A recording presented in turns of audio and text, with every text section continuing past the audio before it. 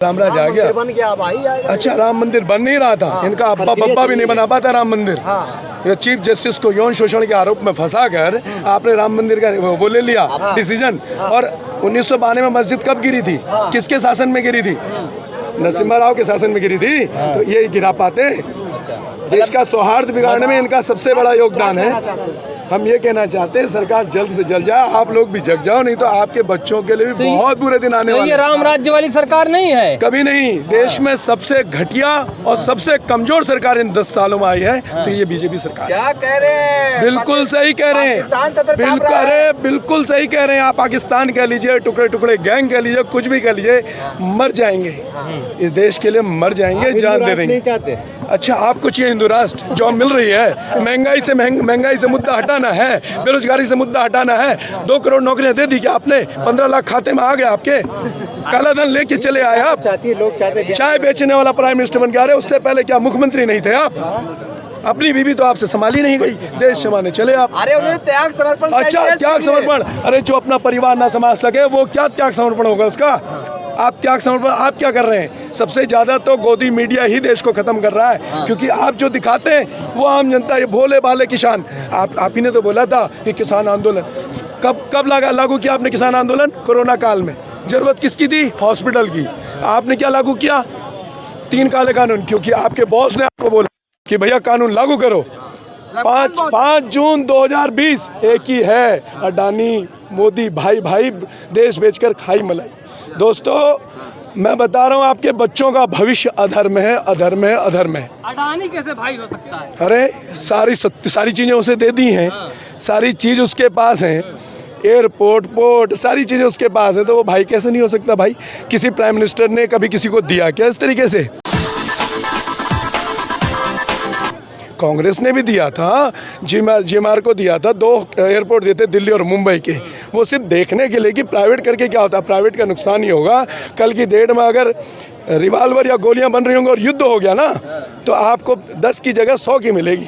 और ये किसान हैं, इनकी वजह से आपकी महंगाई नहीं बढ़ी। अगर ये बैठे नहीं होते और कानून लागू हो गए होते तो आज आप दाल 200 रुपये किलो खा रहे होते। 2015 में आपने खाई भी है, पर आपको याद नहीं है, क्योंकि आप भूल जाते हो, भूलने वाले लोग हैं।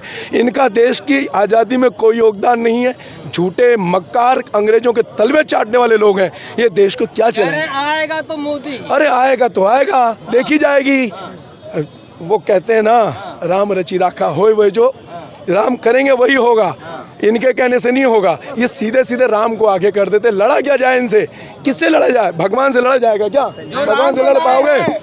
अरे इनका अब्बा बब्बा भी नहीं ला सकता राम को तो राजा दशरथ लाए थे, आदि सब हुआ। 1948 में हमने युद्ध लड़ा ही नहीं एलओसी के लिए, ठीक है। 1962 में हमने युद्ध चाइना से लड़ा ही नहीं, 65 में हम लड़े ही नहीं, 71 में हम लड़े ही नहीं।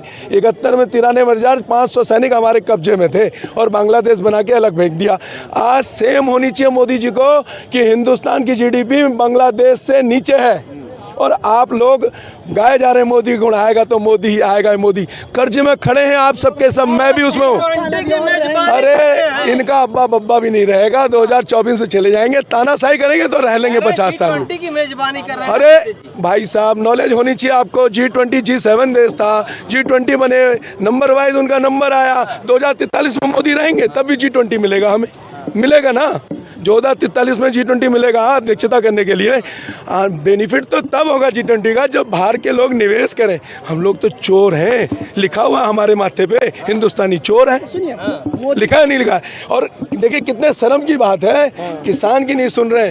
राफेल खरीद के लाए, इंडोनेशिया ने राफेल खरीदा, सस्ते में खरीदा, दूसरे देशों ने खरीदा, सस्ते में खरीदा, हमने महंगे में खरीदा।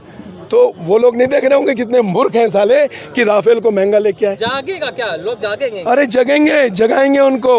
लोग जगेंगे, जगाएंगे। लोकतंत्र का यही तो वह है। संविधान ने हमें अधिकार दिया हुआ है, ये लड़ा देंगे। ये अपर कास्ट को निचली कास्ट से, हिंदू को मुसलमान से, कब्रिस्तान को शमशान से, भाई को बहन से, बाप को बेटे से। इनका काम यही है ताकि हम निकाल लें। हिंदू जाग रहा है। अरे हिंदू जगा हुआ था, 1893 से जगा हुआ था जब स्वामी विवेकानंद जी ने अमेरिका में वो दिया था भाषण, तब से जगा हुआ, उससे पहले सदियों से जगा हुआ है। 1175 से लेके 1192 तक पृथ्वीराज का राज रहा है हिंदू, उसके बाद ही मुसलमान आए हैं।